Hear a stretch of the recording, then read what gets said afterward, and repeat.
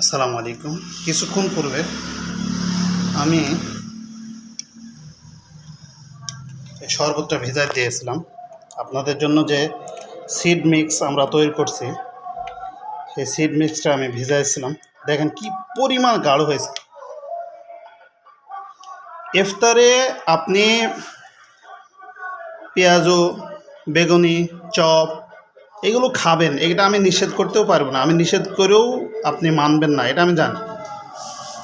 হয়তোবা এগুলো খাওয়া ঠিক না, কিন্তু এটা আমাদের একটু চাহিদা হয়ই রমজানে। কিন্তু এটা খাওয়ার পরে পেটে গ্যাস্ট্রিকের সমস্যা হয়।